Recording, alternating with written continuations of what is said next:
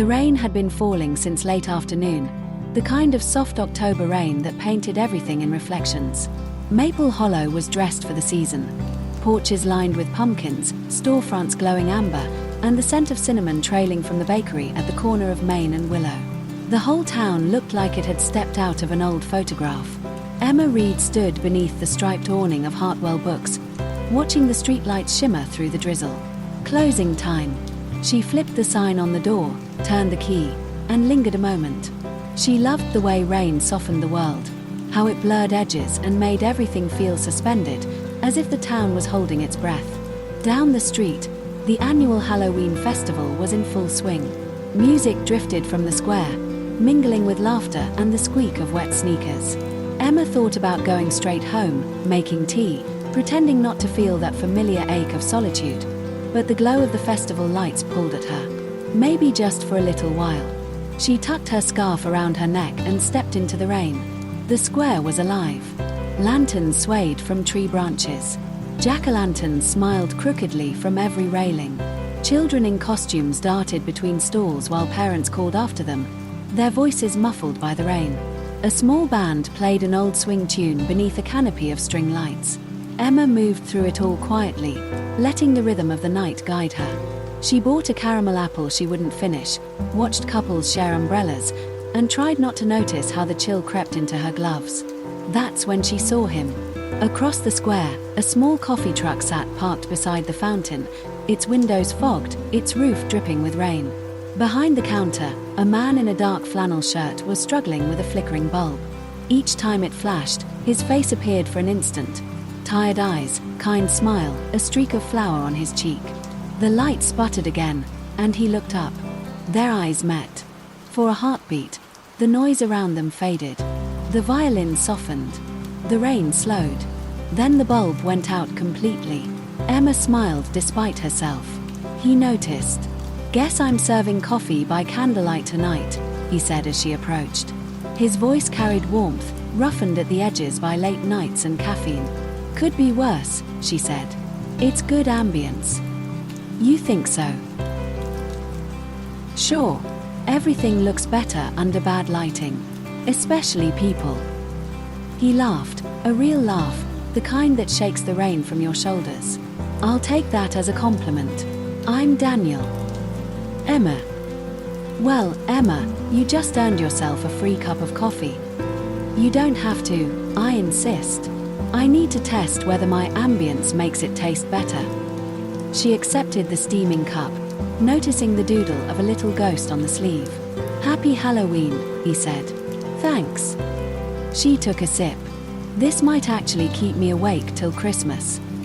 "I'll pretend you said till next Halloween. Makes me sound more impressive." "Fine," she said.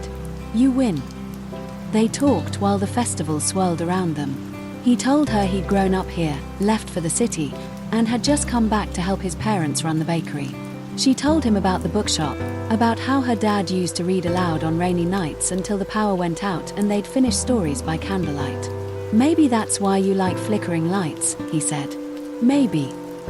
She smiled into her cup. The rain deepened, but neither moved. The coffee truck's little awning became their small, glowing world. "You ever feel," she asked, "like some moments are meant to happen, even if you don't know why?" Daniel considered it. Every time it rains. By the time the festival lights dimmed, the crowd had thinned to a few stragglers. Daniel offered to walk her home. She hesitated, then nodded.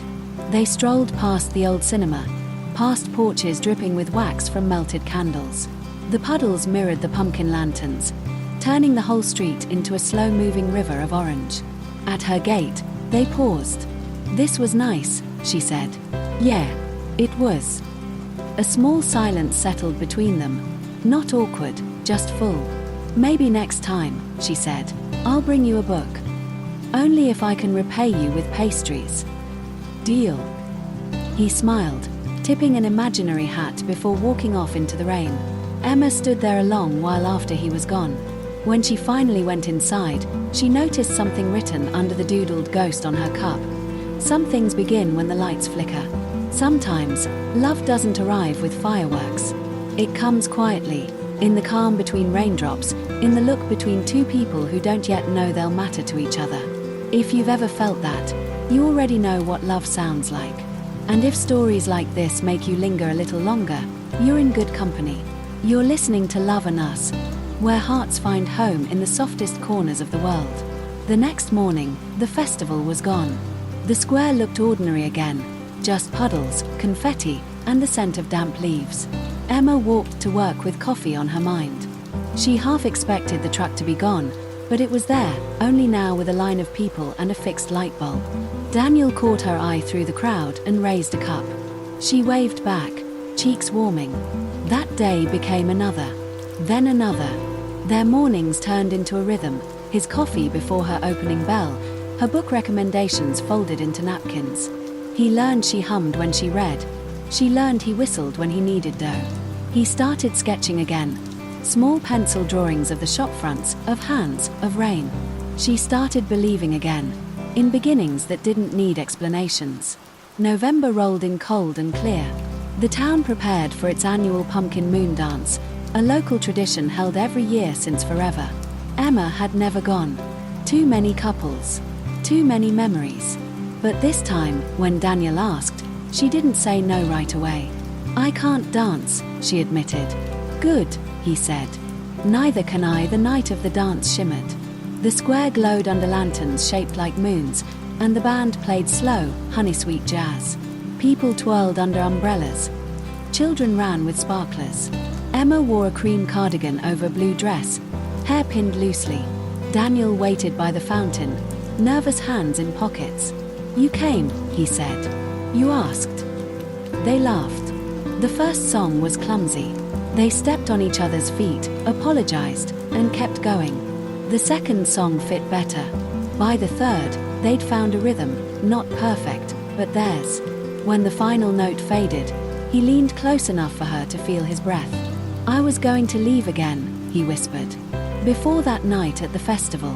I thought I was done with this place." She looked up. "And now?"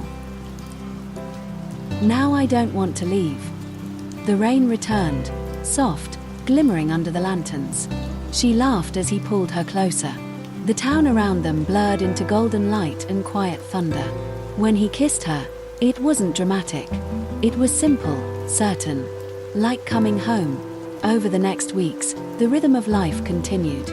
Mornings at the shop, evenings at the bakery. They baked late, read by candlelight, and filled their days with small rituals. Shared umbrellas, shared silence, shared everything. People in town began to notice. Mrs. Calhoun from the post office winked every time she saw them. The teenagers at the diner whispered, "Bookshop girl and coffee guy." Neither minded. December arrived. Snow dusted the rooftops, but the pumpkins still sat on porches, their orange skins fading to amber. One night, Daniel walked Emma home again, the same route, the same soft rain. "I've been thinking," he said, "about opening a small cafe next to your shop. Books and coffee. You sell the stories, I'll serve the courage." She laughed. "You'd need a better slogan. How about Love and Us, the chapter and the cup?" She froze. He smiled. "Too much." "Just enough," she said, her eyes shining. Winter deepened. They decorated the cafe space together, painting, laughing, spilling paint on each other.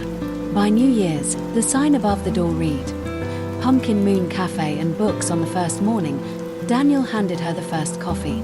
She placed a bookmark beside it that read, "Begin here." The doorbell chimed. Their first customer walked in. Emma caught Daniel's hand under the counter. "Ready?" He nodded. "Always."